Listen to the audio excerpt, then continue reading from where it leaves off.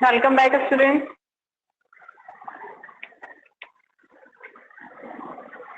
Good morning to all of you. Good morning, Gautam. Good morning, ma'am. Good morning, Bhavesh.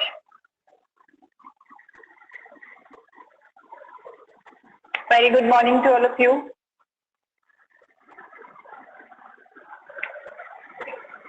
So, students, solutions की बात कर रहे हैं हम। सॉल्यूशन चैप्टर हमारा कंटिन्यू चल रहा है। हम लास्ट टॉपिक पर ही हैं अपने कॉलिगेटिव प्रॉपर्टीज जिसे हम कहते हैं। गुड मॉर्निंग रघुवीर, good morning Aarti, good morning Aryan, good morning Vaishnavi. Sound audible है? कंफर्मेशन दे दो फिर आगे चलते हैं। Good morning Jiya. Okay, clear है? Okay, thanks to all of you. Continue करें हम क्लास को। देखो, चार कॉलिगेटिव प्रॉपर्टीज के बारे में हमने जाना था कि सॉल्यूशन में जो सॉल्यूट डिसॉल्व है उसके अमाउंट पर, उसके कितने पार्टिकल्स हैं, उन पर डिपेंड करता है। जो प्रॉपर्टीज डिपेंड करती हैं उन्हें हम कॉलिगेटिव प्रॉपर्टीज कहते हैं। चार कॉलिगेटिव प्रॉपर्टीज आपको सॉल्यूशन चैप्टर में पढ़नी है, उसमें से दो आपकी क्लियर हो चुकी हैं। पहली है आपकी relative loading and vapour pressure, और उसी वेपर प्रेशर की लोडिंग को लेकर हम आगे चलते हैं और बाकी की जो हमारी प्रॉपर्टीज हैं वो भी उससे हमारी क्लियर होती हैं। जैसे कि उसके बाद सेकंड हमने पढ़ा था एलिवेशन इन बॉइलिंग पॉइंट, के कैसे किसी सोल्यूशन का एलिवेशन होता है बॉइलिंग पॉइंट में, तो उसको हमने एक्सप्लेन किया था वेपर प्रेशर में होने वाली लोडिंग से। अरविंद, रघुवीर, ओके, साउंड क्लियर है? किसी को प्रॉब्लम हो रही है तो एक बार अपने हेडफोन चेक कर लो थोड़ा, क्योंकि मोस्ट ऑफ बच्चे कह रहे हैं कि क्लियर है। Good morning Naman.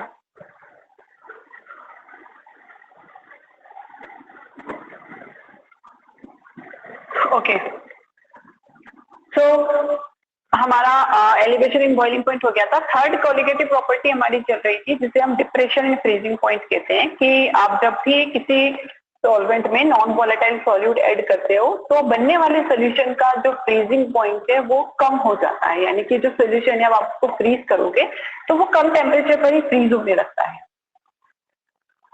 Audible but not clear.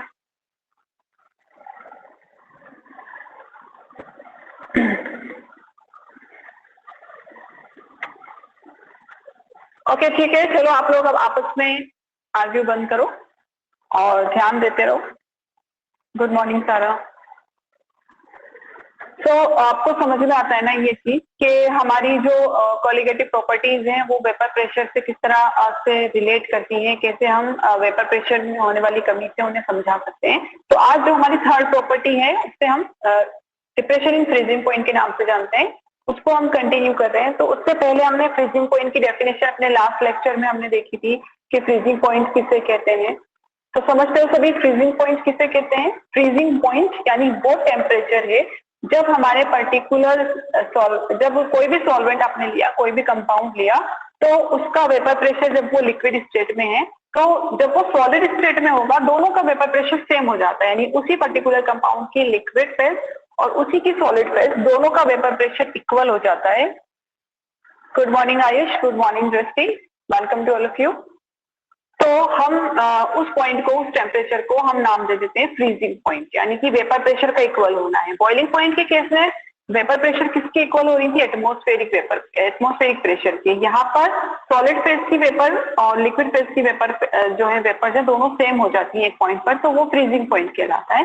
तो उसे हमने ग्राफ के थ्रू समझा था। ग्राफ यहाँ आपके पास अवेलेबल है। ये जो फर्स्ट वाला ग्राफ है ये जब हमारा सॉल्वेंट सॉलिड स्टेट में था, यानी कि जब वो जमा हुआ था तब उसके कुछ ना कुछ वेपर्स थी, ऑब्वियसली होती हैं, जैसे आइस को देखते हो आप वेपर्स होती हैं। तो उसका जो वेपर प्रेशर था वो किस टेम्परेचर का था उसे हमने यहाँ पर एक्सप्लेन किया है। कम टेम्परेचर पर सॉलिडिफाई है, जमा हुआ है, टेम्परेचर कम है, तो यहाँ कुछ वेपर प्रेशर के साथ उसका इस तरह से ग्राफ शो हो रहा था सॉलिड स्टेट में। अब आपने क्या किया, उसको लिक्विफाई कर दिया। लिक्विड करने के लिए आपको टेम्परेचर देना पड़ा होगा, तो यहाँ पर जैसे जैसे आपने टेम्परेचर बढ़ाया वो लिक्विड होता गया, उसकी वेपर प्रेशर बढ़ती गई। तो उस लिक्विड फेज के ग्राफ को हमने यहाँ पर शो किया है, ये सॉल्वेंट की ही बात हो रही है। फिर उसके बाद हम चले उस सॉल्वेंट में, हमने उस लिक्विड सॉल्वेंट में कोई नॉन वॉलेटाइल सॉल्यूट ऐड कर दिया। नॉन वॉलेटाइल सॉल्यूट सभी समझते हैं, जिसका जो वेपोराइज नहीं होता, सिर्फ जमा हुआ रहता है सॉल्यूशन में, वेपर्स नहीं बना रहा है, वहीं जम गया जाकर। तो उसकी तो सॉल्यूशन बनने के बाद क्या हुआ कि वेपर प्रेशर डाउन हो गया। वो चीज हम यहाँ पर शो करते हैं, वेपर प्रेशर डाउन हुआ, और वेपर प्रेशर डाउन होने से यहाँ देखो ये वेपर प्रेशर डाउन हो गया। अब आपको करना क्या है कि इस लिक्विड फेज को इस सॉलिड फेज का वेपर प्रेशर आपको इक्वल करना है, तब कहीं जाकर आपको इस सॉल्वेंट का फ्रीजिंग पॉइंट देखने को पता चलेगा। फिर कहीं जाकर आप सॉल्यूशन का फ्रीजिंग पॉइंट से कंपेयर करोगे कि वो डिप्रेस कैसे हो रहा है। तो ये चीज हमने देखी, ये लिक्विड का वेपर प्रेशर का ग्राफ है, इसे आपने इक्वल किया इसके सॉलिड के वेपर प्रेशर से, तो ये इस पॉइंट पर जाकर दोनों यहाँ मिले, और इस पॉइंट को हमने नाम दे दिया सॉल्वेंट का फ्रीजिंग पॉइंट, जिसे TF नोट से डिनोट किया। फिर उसके बाद ये तो आपने फ्रीजिंग पॉइंट नोट कर लिया सॉल्वेंट का, उसके लिक्विड और सॉलिड स्टेट के वेपर प्रेशर को इक्वल करके। अब आपने जब सोल्यूशन बनाया, नॉन वॉलेटाइल सॉल्यूट ऐड किया, फिर उसके बाद आपने देखा कि वेपर प्रेशर कम थी, ऑब्वियसली नॉन वॉलेटाइल सॉल्यूट की वजह से। तो उन वेपर्स को सॉलिड की वेपर से, ठीक है, सॉलिड जब सॉलिड स्टेट में था, आपका सॉल्यूशन भी लिक्विड स्टेट में, इसको कंपेयर करें उसके सॉलिड स्टेट के वेपर प्रेशर के साथ, तो उसके लिए आपको थोड़ा दूर तक जाना पड़ा। आपका टेम्परेचर क्या हुआ, यहाँ कम हुआ, इस तरह से दोनों यहाँ जाकर मिले, तो यहाँ टेम्परेचर डाउन हो गया। तो आप कह सकते हो कि आपका जो फ्रीजिंग पॉइंट है सोल्यूशन के केस में वो डाउन हुआ, यानी कि आपका जो सोल्यूशन है वो जल्दी से फ्रीज हो जाएगा, जल्दी से जम जाएगा अगर उसमें नॉन वॉलेटाइल सॉल्यूट ऐड है तो, as compare to pure liquid. ये चीज क्लियर है। तो इसे ही हमने क्या नाम दिया, डिप्रेशन इन फ्रीजिंग पॉइंट, जिसे हमने डेल्टा TF से डिनोट किया हुआ है। यहाँ पर डेल्टा TF किससे डिनोट करता है, TF note minus TF। TF note क्या है यहाँ पर, TF नोट है फ्रीजिंग पॉइंट ऑफ सॉल्वेंट, और TF है freezing point of solution. Mohit, you can't understand, क्या नहीं समझ में आया, फ्रीजिंग पॉइंट नहीं समझ में आया क्या, फ्रीजिंग पॉइंट में होने वाला depression? Fast explain as I have to clear.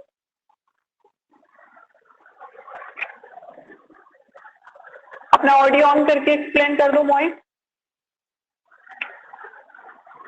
Freezing point तो सभी का क्लियर है ना, इससे पहले वाले लेक्चर में हमने डेफिनेशन भी लिखी थी फ्रीजिंग पॉइंट की।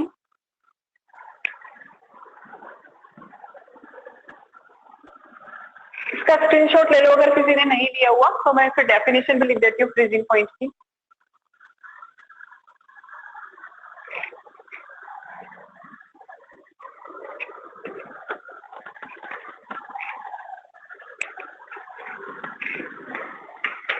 freezing point of a compound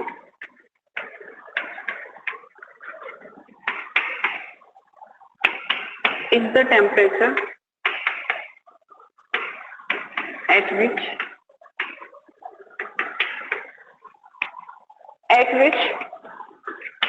its liquid phase and solid phase vapor pressure equal। मोहित आपके लिए लिखिए मैंने डेफिनेशन, इससे पहले भी हम एक्सप्लेन कर चुके हैं, सभी को पता है कि फ्रीजिंग पॉइंट क्या होता है। फ्रीजिंग पॉइंट किसी भी कंपाउंड के लिए वो टेम्परेचर होता है जिस पर उसी कंपाउंड की लिक्विड फेज का वेपर प्रेशर उसी की सॉलिड फेज के वेपर प्रेशर के इक्वल हो जाता है। उसे हमने यहाँ पर एक्सप्लेन किया है। ओके, उसकी सॉलिड फेज की वेपर प्रेशर यहाँ की इस ग्राफ से शो हो रही थी, ये लिक्विड फेज की वेपर प्रेशर है, तो ये दोनों इक्वल हो गई, तो इसे हमने नाम दे दिया फ्रीजिंग पॉइंट। अब फ्रीजिंग पॉइंट हमने प्योर सॉल्वेंट का तो देख लिया, फिर हमने जब उसमें सोल्यूशन बनाया और उसका फ्रीजिंग पॉइंट देखा तो फ्रीजिंग पॉइंट में हमें डिप्रेशन देखने को मिला। आप लोग एक बार चेक में मुझे नोटिफाई कर दो फ्रीजिंग पॉइंट और उसमें होने वाला डिप्रेशन, अगर सबका क्लियर है तो आगे चलते हैं। मैथमेटिकली कैसे एक्सप्लेन करते हैं इस डिप्रेशन को, वो चीज हम समझ लेते हैं। न्यूमेरिकल कैसे आएंगे वो चीज हम देख लेंगे एक बार। Okay okay Akshay, okay Gunjan, okay Naman, सबका क्लियर है। मोहित का दोबारा कोई रिप्लाई नहीं आया, क्या नहीं समझ में आया उसको?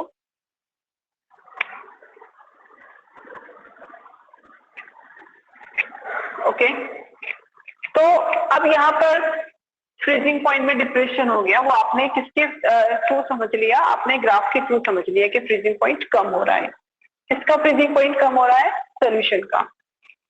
तो अब बात कर लेते हैं हम कि इस फ्रीजिंग पॉइंट पे होने वाले डिप्रेशन को अगर हमें कोलिगेटिव प्रॉपर्टी बताना है तो किस तरह से वो सॉल्यूट के पार्टिकल्स या सॉलिड की कंसंट्रेशन सॉल्यूशन का इससे कम है तो वो लेट फ्रीज होगा। फ्रीजिंग पॉइंट कम है तो जल्दी फ्रीज हो जाएगा ना। फ्रीजिंग पॉइंट कम हो गया, टेम्परेचर डाउन हो रहा है ना, टेम्परेचर डाउन हो रहा है, फ्रीजिंग पॉइंट कम होना है, टेम्परेचर कम टेम्परेचर पर ही वो विष्णु भी जम जाएगा। सो यहां देख लेते हैं हम कि ये जो हमारा डेल्टा TF है यानी डिप्रेशन इन फ्रीजिंग पॉइंट, ये डायरेक्टली प्रोपोर्शनल है मोलैलिटी के। और मोलैलिटी किससे रिलेटेड है? ऑब्वियसली किससे? सॉल्यूट से रिलेटेड है, सॉल्यूट की कंसंट्रेशन की एक टर्म है।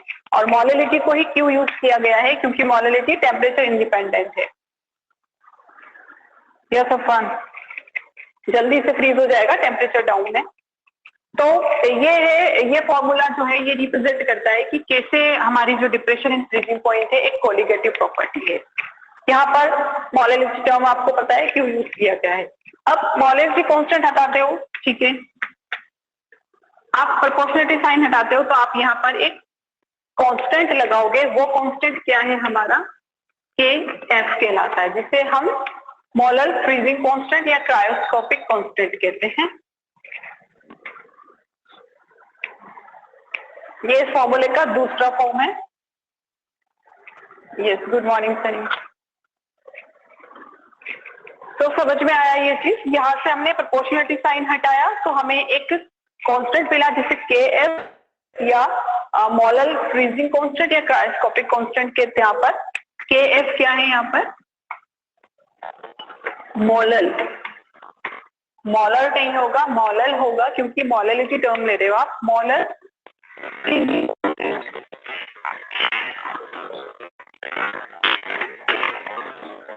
मोलर फ्रीजिंग कांस्टेंट या आप उसे क्रायोस्कोपिक कांस्टेंट भी कह सकते हो। और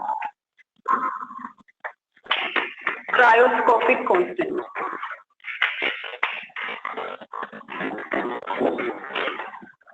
या तो मोलर फ्रीजिंग कांस्टेंट कहो या क्रायोस्कोपिक कांस्टेंट कहो, जब भी आपको न्यूमेरिकल दिया जाएगा इस केफ की वैल्यू आपको दी जाएगी।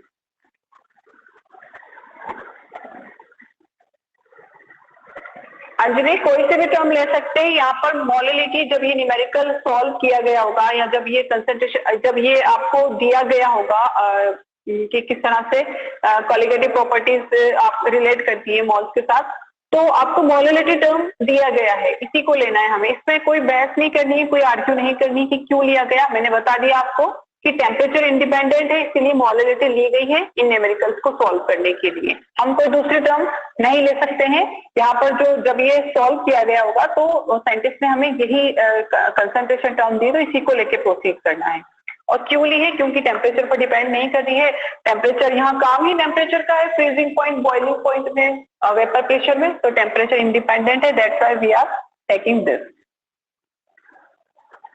मैम केएफ डिफरेंट होगा या केएफ सॉल्यूशन? केएफ सॉल्यूशन के लिए है, molality molar freezing constant for solution, solution के लिए है। और हर एक सॉल्यूशन के लिए डिफरेंट केएफ होगा, नॉट मोलैलिटी। अंजलि मोलैलिटी बोल रही हूँ, यहाँ लिखा हुआ है मोलैलिटी। ओके, सो ये आपको यहाँ से इसे मैं क्लीन करती हूँ और आगे प्रोसीड करते हैं। अगर आपको न्यूमेरिकल में डायरेक्ट मोलैलिटी दी हुई है, आपको केएफ की वैल्यू पता है, तो depression in freezing point calculate कर सकते हो। अब मोलैलिटी नहीं दी हुई, आपको घुमा फिराकर इक्वेशन दिया जा रहा है, यस मोलैलिटी नहीं लेंगे क्योंकि मोलैलिटी वॉल्यूम के साथ हम मेजर करते हैं, वो टेम्परेचर डिपेंडेंट होती है। मोलैलिटी टेम्परेचर इंडिपेंडेंट है, वॉल्यूम से इसका कोई लेना देना नहीं होता है, आप मोलैलिटी ही लोगे यहाँ पर। KFM हमारे पास आ गया। अब मोलैलिटी क्या है, चलते हैं आगे। मोलैलिटी आप लिख सकते हो moles of solute present in per kilogram of mass of solvent, mass of solvent। Okay, molality solvent के लिए ही मेजर की जाती है, इसलिए सूटेबल टर्म है। या मास ऑफ सॉल्वेंट किस में लेंगे, मास ऑफ सॉल्वेंट भी किलोग्राम। ओके, अगर ग्राम में दिया हुआ है तो आपको उसे 1000 से डिवाइड करना होगा, वो भी हम देख लेंगे कैसे मॉडिफाई करेंगे। तो यहाँ पर मोलैलिटी के लिए आप लिख सकते हो moles of solute upon mass of solvent in kilogram. Clear. अब मान लो आपको मास ऑफ सॉल्वेंट भी दे रही है, आपको मोल्स कंप्लीट नहीं दिए। मोल्स आप कैसे कैलकुलेट करते हो, मास अपॉन मोलर मास। तो आपको मास पूछ ले आपसे, ये पूरा आपको सारे वैल्यूज देकर मास पूछ ले तो कैसे कैलकुलेट करोगे, वो चीज भी देखो। डेल्टा TF, KF आ गया क्रायोस्कोपिक कांस्टेंट, इसकी वैल्यू आपको गिवन होगी। मोल्स ऑफ सॉल्यूट कैसे कैलकुलेट करते हैं, मास अपॉन मोलर मास। पता है ना ये चीज सबको। मास किसका 1 लगा दो सॉल्यूट के लिए है, मोलर मास किसका सॉल्यूट का 1 लगा दो। ठीक है, यहाँ सॉल्वेंट का भी मास आ रहा है, दैट्स व्हाई हमने 1 से इसे डिफरेंशिएट किया है। अब यहाँ नीचे ये आपके मोल ऑफ सॉल्यूट हो गए।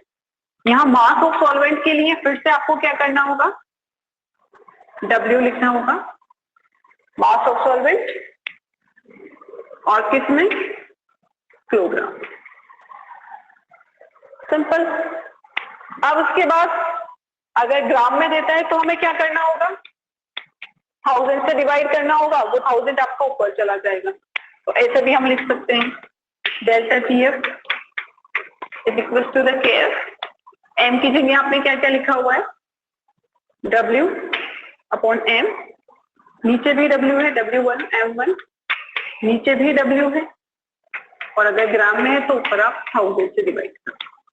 ये सिंपलेस्ट का फॉर्मूला है, ये फॉर्मूला आपको याद रखना है। आपको इनमें से ही कोई एक वैल्यू, सारा मोस्ट ऑफ आपको गिवन होगा, कोई एक वैल्यू गिवन नहीं होती है, तो वो आप इस तरह से कैलकुलेट कर सकते हो। और डेल्टा TF का मतलब सभी जानते हो क्या है, डेल्टा TF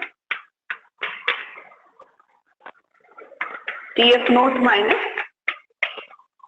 TF, ये डेल्टा TF है। इसमें से भी दोनों में से कोई एक वैल्यू आपको दे सकते हैं, या सब कुछ दे दिया, इन दोनों में ही कुछ एक वैल्यू नहीं दी आपको, सॉल्यूशन का फ्रीजिंग पॉइंट नहीं दिया या सॉल्वेंट का नहीं दिया, तो वो सब आपको यहाँ से कैलकुलेट करना होता है।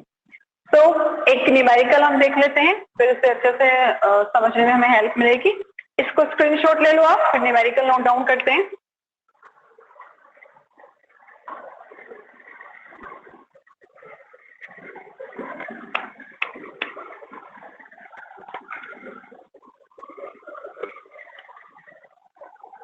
यहाँ तक क्लियर है ना स्टूडेंट। डेरिवेशन इंपॉर्टेंट है, बट याद आपको क्या रखना है, आपको ये फॉर्मूला याद रखना है। ऊपर तो आपके मोल्स ऑफ सॉल्यूट आ जाएंगे, नीचे आपका मास आ जाएगा सॉल्वेंट का। किलोग्राम में है तो वेल डन, और अगर किलोग्राम में नहीं है, ग्राम में है, तो आप 1000 से डिवाइड कर दो। तो एक क्वेश्चन यहाँ पर लिख लो, व्हाट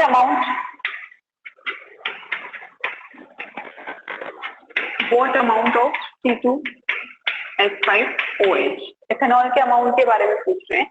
इसको अज्यूम करना है, अज्यूम नॉन वॉलेटाइल। आपको मान के चलना है, अज्यूम करना है कि नॉन वॉलेटाइल है। What amount of ethanol must be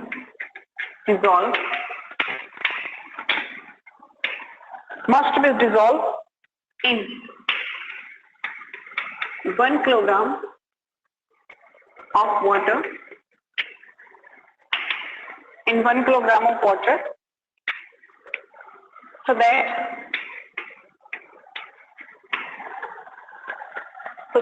it freezes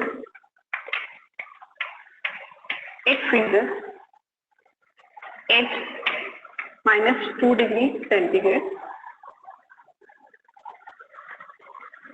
यहाँ दिया हुआ है आपको फ्रीजिंग पॉइंट ऑफ वाटर कितना होता है 0 डिग्री सेंटीग्रेड, और KF भी गिवन है आपको, KF for water 1.86 kelvin kilogram पर मोल। Okay, 273 kelvin. यस, यहाँ पर हमें 0 में गिवन था तो हमने डिग्री में गिवन था तो हमने यहाँ पर 0 डिग्री सेंटीग्रेड ले लिया। तो क्वेश्चन को समझ लेते हैं एक बार। आपसे पूछ रहा है ये, what amount of ethanol must be dissolve. Ethanol का अमाउंट पूछ रहा है आपसे कि वो डिजोल्व होगा वाटर में। वाटर आपका सॉल्वेंट है कि बनने के बाद जो सोल्यूशन बनेगा इथेनॉल को वाटर में मिलाने के बाद, उस सोल्यूशन के लिए कह रहे हैं कि वो सोल्यूशन कितने पर फ्रीज होने लगे, -2 डिग्री सेंटीग्रेड पर फ्रीज होने लगे। जबकि आप जानते हो वाटर के लिए फ्रीजिंग पॉइंट 0 डिग्री सेंटीग्रेड था, और इथेनॉल का कितना अमाउंट मिलाएं कि बनने के बाद फ्रीजिंग पॉइंट पर डिप्रेशन हो जाए और वो माइनस पर -2 डिग्री सेंटीग्रेड कम टेम्परेचर पर ही वो क्या होने लगे, फ्रीज होने लगे। तो आपसे यहाँ पर क्या पूछ रहा है, ना तो आपसे डिप्रेशन इन फ्रीजिंग पॉइंट पूछ रहा है, ना आपसे पूछ रहा है कि आप मोल्स कैलकुलेट करो, आपसे डायरेक्ट अमाउंट ऑफ इथेनॉल पूछ रहा है। तो उसके लिए सबसे पहले आप अपना फॉर्मूला यहाँ पर लिखो। क्या फॉर्मूला है आपको, KF की वैल्यू गिवन है आपको यहाँ पर डेल्टा TF। आप इस तरह से भी लिख सकते हो डेल्टा TF को, TF नॉट माइनस TF, दोनों गिवन है ना आपको।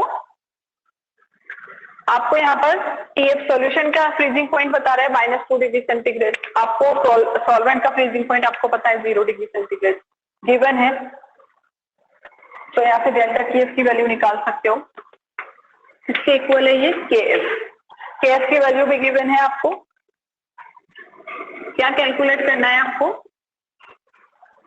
मास ऑफ इथेनॉल, यही कैलकुलेट करना है ना। यहाँ से मोलर मास ऑफ इथेनॉल लिखोगे आप, मास ऑफ सॉल्वेंट लिखोगे, किलोग्राम में दिया हुआ तो 1000 से आपको डिवाइड करने की जरूरत नहीं है। क्लियर है ना। तो ये सब हमें गिवन है, क्या कैलकुलेट करना है, हमें W कैलकुलेट करना है। तो फास्ट ये वाली कैलकुलेशन करते हैं, फिर आगे बढ़ेंगे। TF not minus TF, TF not क्या था आपका सॉल्वेंट का, ये सॉल्वेंट का फ्रीजिंग पॉइंट, यहां से लिखेंगे 0 डिग्री है, और ये कह रहे हैं कि आपका सॉल्यूशन इतने पर फ्रीज होने लगे, तो -2 डिग्री सेंटीग्रेड। तो आपका डेल्टा TF कितना आ जाएगा, 2 आ जाएगा, ये आएगा ना डेल्टा TF का वैल्यू। ठीक है, आगे चलते हैं। KF की वैल्यू दी हुई है आपको 1.86, ये कैलकुलेट करना है आपको W ऑफ सॉल्यूट। इसका मोलर मास क्या होगा इथेनॉल के केस में 46 ग्राम पर मोल। इथेनॉल का निकाल सकते हो ना मोलर मास, कार्बन के लिए 12 रखकर, हाइड्रोजन के लिए 1, ऑक्सीजन के लिए 16 और हाइड्रोजन के लिए भी 1 रखोगे, तो टोटल यहाँ 46 ग्राम पर मोल है। 46 आपने रखा, और वाटर के लिए 1 किलोग्राम दिया हुआ है, ये 1 आपने लिख दिया यहाँ पर।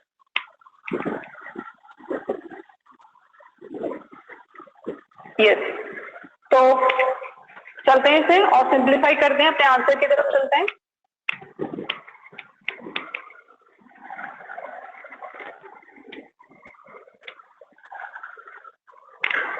ठीक है, तो 2 इज इक्वल टू द 2 क्या हो गया, डिप्रेशन इन फ्रीजिंग पॉइंट हो गया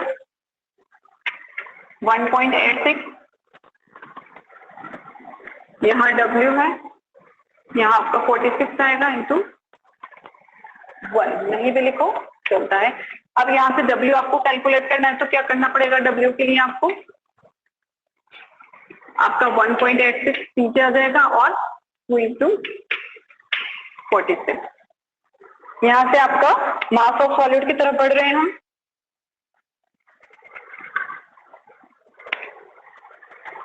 मास ऑफ सॉलिड की तरफ बढ़ रहे हैं। तो ओवरऑल कैलकुलेशन करेंगे लगभग 50 ग्राम ऑफ इथेनॉल। कितना ग्राम इथेनॉल चाहिए आपको? 50 ग्राम इथेनॉल चाहिए 1 किलोग्राम वाटर में डिसॉल्व करना है, तो जिससे कि उसका फ्रीजिंग पॉइंट क्या हो जाए, वाटर का, कम हो जाए। तो इस तरह से कैलकुलेशन करते हैं, आप देख लेना। मैंने एक एस्टिमेटेड आंसर लिख दिया 50 gram. Yes Mohit Sharma, what happens? What you are writing here? Yes मोहित।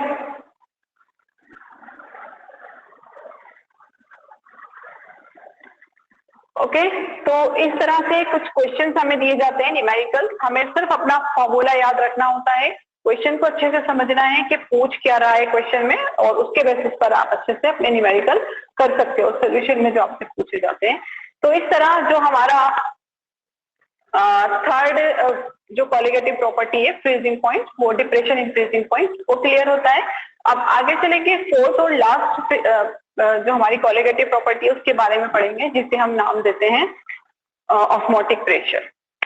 इसे आपने स्क्रीनशॉट ले लिया, तो ऑस्मोटिक प्रेशर को समझ लेते हैं एक बार।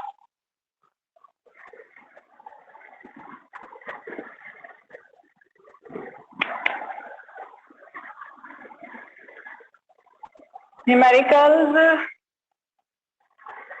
और करेंगे, एक बार इन्हें कॉलिगेटिव प्रॉपर्टीज को समझ लेते हैं, फिर हम एनसीईआरटी की अपने सोल्यूशन कर लेंगे। ये लास्ट आपका प्रॉपर्टी है, टेम्परेचर केल्विन में कन्वर्ट नहीं करेंगे क्या? टेम्परेचर केल्विन में कन्वर्ट करने की जरूरत नहीं है, जब दोनों ही आपको डिग्री सेंटीग्रेड में दिए हुए हैं। केल्विन में भी करके देख लेना, आंसर आपका सेम ही आएगा। Yes, of fun. Take a screenshot, then we have to post it.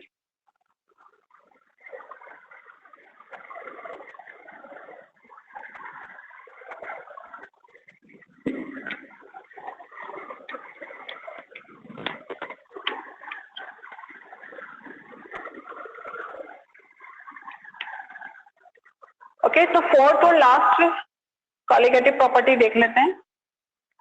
Exam कब से है, कोई फाइनल डेट अभी हमें भी नहीं पता चली है, बता देंगे आपको, आप तैयारी करते रहो अपनी। तो फोर्थ है आपका osmotic pressure.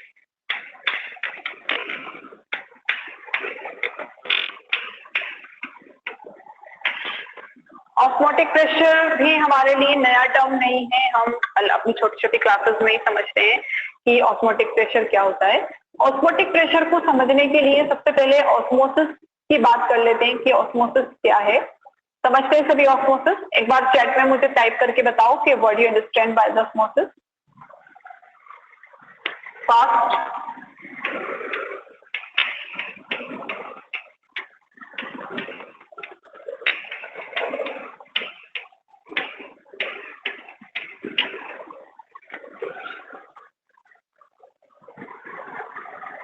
How would you define osmosis, student?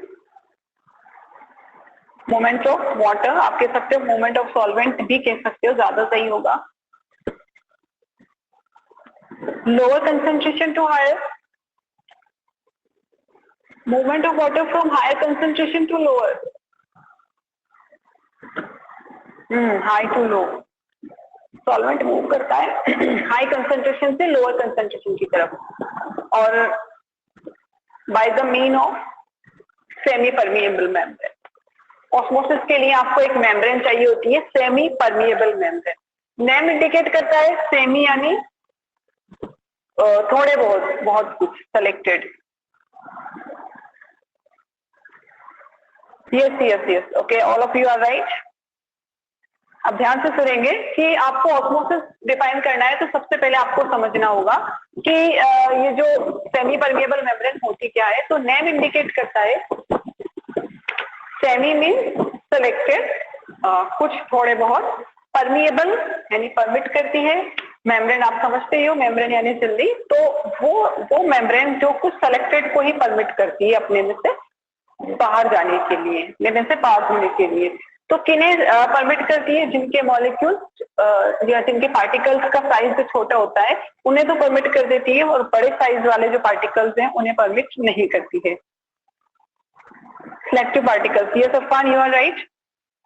तो सेलेक्टिव पार्टिकल्स क्यों पार हो सकते हैं? क्योंकि जो सेमी परमिएबल मेम्ब्रेन है उसके पार्टिकल्स का साइज छोटा होता है, उसमें जो पोर्स होंगे उनका साइज छोटा होता है, तो उसमें से सिर्फ छोटे साइज के पार्टिकल्स ही परमिट होते हैं, वही फ्लो करते हैं, बाकी जो बड़े साइज के पार्टिकल्स हैं वो फ्लोट नहीं करते हैं। तो इसे हम और ये जो प्रोसेस है, जो सॉल्वेंट है आपका, आप वाटर ना कहकर सॉल्वेंट कहोगे कि सॉल्वेंट जो है आपका फ्लो करता है high concentration to lower concentration by the mean of semi permeable membrane. This process is known as osmosis. Clear होता है? तो ऑस्मोसिस की डेफिनेशन एक बार लिख लो। ऑस्मोसिस लिखेंगे when solvent flow from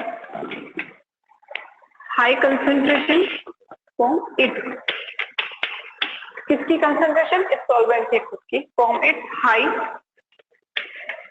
concentration to it lower concentration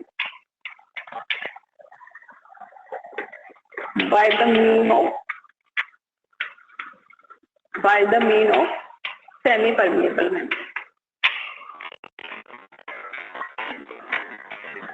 Semi permeable membrane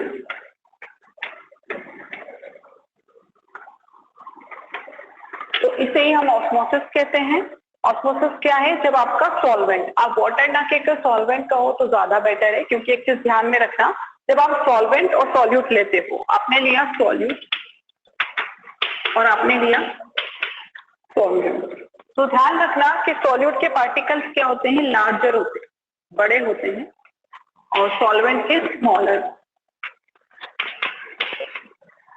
हम सिलेक्शन ही ऐसे करते हैं कि हमारा जो सॉल्यूट है जिसे हम डिसॉल्व करेंगे, नहीं, सॉल्यूट वाला अंजलि, नो सॉल्यूट नहीं, कंप्लीटली परमिएबल में तो सभी परमिट हो जाएंगे ना, तब आपको ऑस्मोसिस देखने को ही नहीं मिलेगा।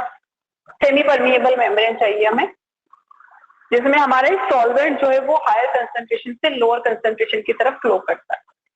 सॉल्वेंट क्यों जा रहा है? क्योंकि सेमी परमिएबल मेम्ब्रेन में पोर्स का साइज छोटा है और सिर्फ वो परमिट करती है छोटे साइज के पार्टिकल्स को ही। समझ में आ गई ये चीज? और जो आपका सॉल्यूट है उसके पार्टिकल्स लार्जर होते हैं।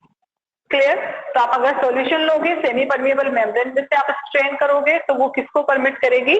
छोटे साइज वाले सॉल्वेंट को, और सॉल्यूट को वो छानकर अलग कर देती है। जैसे कि आप हमारी स्किन की बात करो, तो हमारी जो स्किन है ना, ये भी एक तरह की सेमी परमिएबल मेम्ब्रेन है। ये सिर्फ पास होने देती है स्मॉलर साइज के पार्टिकल्स को, और जैसे कि आपका डस्ट है, डस्ट के पार्टिकल्स है, गंदगी है, उनके पार्टिकल्स बड़े बड़े हैं तो वो स्किन से अंदर नहीं जा सकते।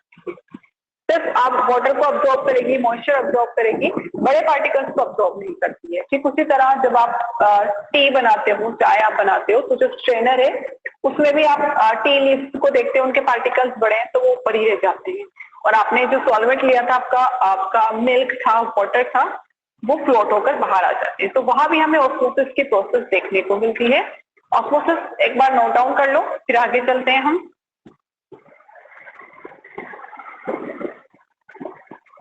Have you taken screenshot, students?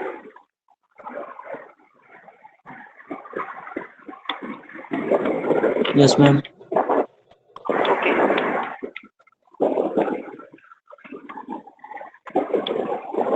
अब देखो यहाँ पर हमने एक कंटेनर लिया, इसमें बीच में हमने इस तरह से semi permeable membrane, SPM, confuse नहीं होंगे, सेमी परमिएबल मेम्ब्रेन की शॉर्ट फॉर्म है ये। अभी है टाइम आप लोगों के पास, है ना, परेशान मत हो आप लोग। तो ये हमारा SPM है। यहां मान लो इसकी एक साइड हमने सिर्फ क्या भरा हुआ है? वाटर, सिर्फ पानी भरा हुआ है। दूसरी साइड वाटर के साथ साथ आपने क्या भरा हुआ है? NaCl। यहाँ पर आपका वाटर है प्लस NaCl, यानी आप कह सकते हो कि इस साइड आपका प्योर सॉल्वेंट है और इस साइड आपका सोल्यूशन है जिसमें वाटर के साथ NaCl मिला हुआ है। क्लियर? ये सेमी परमिएबल मेम्ब्रेन लगी हुई है। अब आप जब इसका ऑस्मोसिस देखोगे तो क्या होगा, आपका वाटर इस तरफ फ्लो होगा, यही नजर आ रहा है ना आपको, ये ऑस्मोसिस की प्रोसेस है, सेमी परमिएबल मेम्ब्रेन में से आपका वाटर जा रहा है उस तरफ फ्लोट होकर। ठीक है, तो यहाँ से सॉल्वेंट वाली साइड, प्योर सॉल्वेंट वाली साइड का प्रेशर तो हमारे यहाँ पर कम हो रहा है, यहाँ पर कंसेंट्रेशन, और यहाँ पर कंसेंट्रेशन बढ़ रही है आपकी इम्प्योर साइड पर। तो जो इम्प्योर वाटर है वो ज्यादा आपको देखने को मिल रहा है कि वहाँ इम्प्योरिटी में पानी का अमाउंट बढ़ रहा है, और जो प्योरिटी है वहाँ पानी का अमाउंट कम हो रहा है। तो इस चीज को स्टॉप करने के लिए कि ये ऑस्मोसिस की प्रोसेस रुक जाए, तो आप इस सॉल्यूशन साइड पर एक प्रेशर लगाते हो जिसे आप नाम देते हो osmotic. What happens? Osmotic pressure, ताकि आपका प्रेशराइज हो जाए, सॉल्वेंट का अमाउंट ज्यादा ना बढ़ पाए। ओके स्टूडेंट, तो इस ऑस्मोटिक प्रेशर को ही हम नाम देते हैं हमारी कोलिगेटिव प्रॉपर्टी। इसको लेकर हम नेक्स्ट वीडियो में अच्छे से समझेंगे। आपकी I think next class start होने वाली है। ओके, आप ज्वाइन करो भी नेक्स्ट। For watching.